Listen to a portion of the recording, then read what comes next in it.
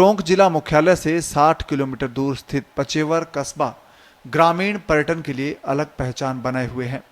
कस्बे का ऐतिहासिक चौबुर्जा किला, छतरियां, तालाब, प्राचीन मंदिर, मेले आदि को देखकर सैलानी भी आकर्षित होते हैं।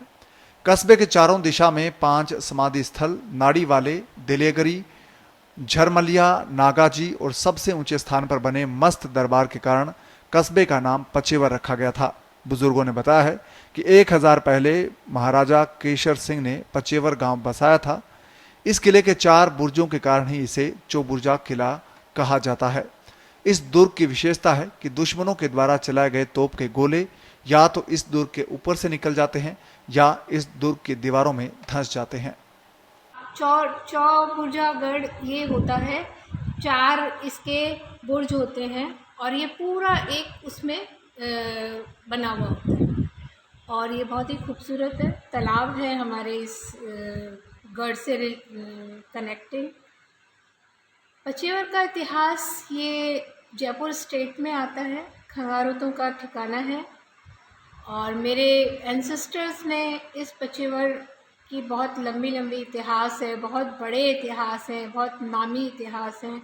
एक तो जिसमें सबसे बड़ा इतिहास है ठाकुर साहब अनूप सिंह जी ने सवाई माधोपुर रणथंभौर का जो किला था वो उन्होंने लड़के मराठाओं से और जयपुर स्टेट में शामिल कराया था। ये बहुत बड़ी उपलब्धि थी उनकी और उन्होंने एज ए गिफ्ट जयपुर ठिकाने को, जयपुर रियासत को दिया था कि ये सब अब आपकी रियासत में इस रणथंभौर के किले को हमने जीत के मराठों से आपको दिया है।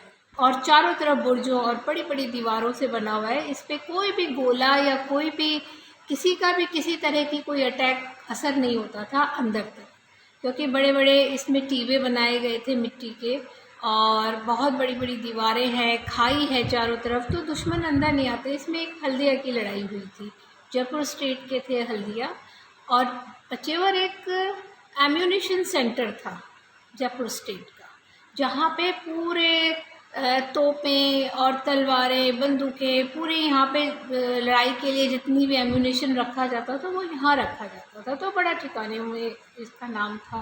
हर कोई चाहता था कि इस पे हम लोग अटैक करें और मेरे एंसेस्टर्स जितने भी, मेरे ग्रेट ग्रैंडफादर, फादर वगैरह, बहुत इसको प्रोटेक्ट करने के लिए उन्होंने और इस किले को किया।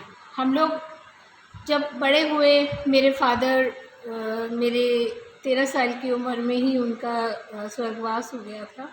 उसके बाद मैं और मेरे माँ ही थे, मेरे कोई और नहीं था आगे पीछे। तो हम लोग सोचते थे कि इसका क्या होगा।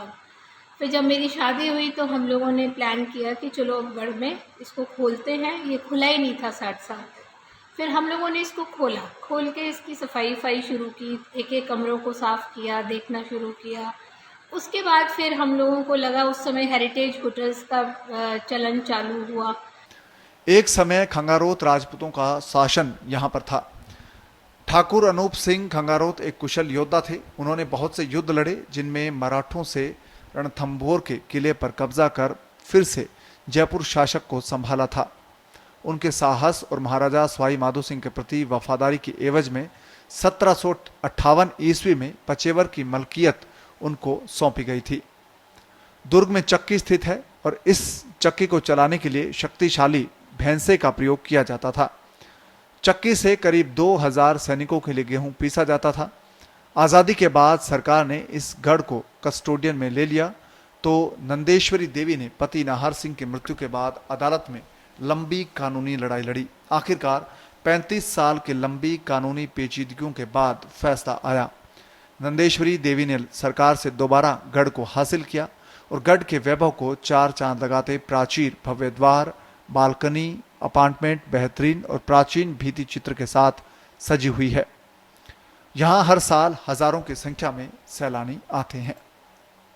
हमको बेस्ट चीज़ लगी कि एक होटल इंडस्ट्री ऐसी है जिसको हम अपने गढ़ों को, किलों को, अपनी पुराने जितनी भी चीज़ें हैं उनको हम बहुत प्रोटेक्ट कर सकते हैं और गवर्नमेंट भी इसमें हेल्प करती है। फिर हम लोगों ने इसको धीरे धीरे इसको हेरिटेज होटल बनाना शुरू किया और इसको गांव के लिए, जबकि लोगों को बहुत रोज़गार भी मिलना था, गांव का हर तरह का इसमें एक आधुनिकता का भी पता चलता है, पढ़ाई लिखाई का पता चलता है कि लोग उससे जुड़ेंगे, करेंगे। और जो भी आएगा यहाँ पे टूरिस्ट, वो गांव के कल्चर को देखेगा।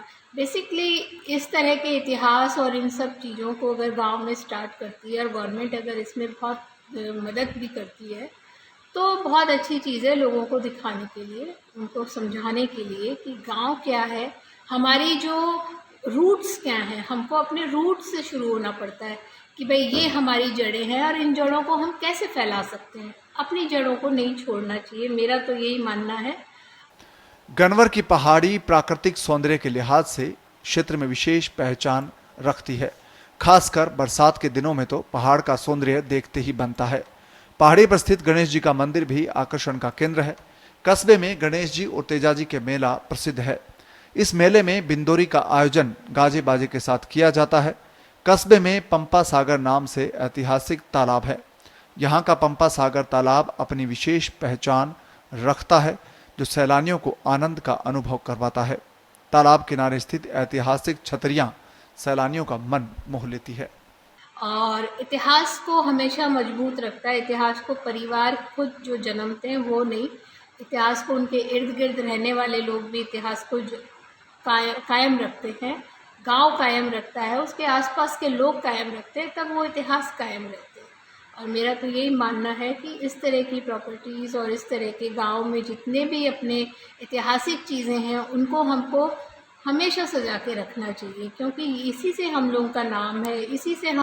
पचेवर कस्बे में आज़ादी से पहले वर्ष 1929 में सरकारी विद्यालय खोला गया था। उसके बाद वर्ष 1992 में विद्यालय क्रमोन्नत हुआ और विद्यालय को उच्च माध्यमिक स्तर का दर्जा मिला, और ये विद्यालय शिक्षा की अलख जगाने के लिए ऊंचे मुकाम पर रहा है।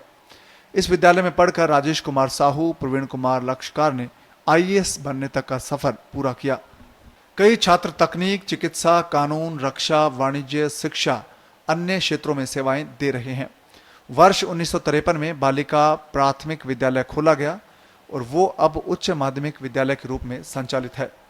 टोंक से जलालुद्दीन खान की रिपोर्ट, पत्रिका टीवी, राजस्थान।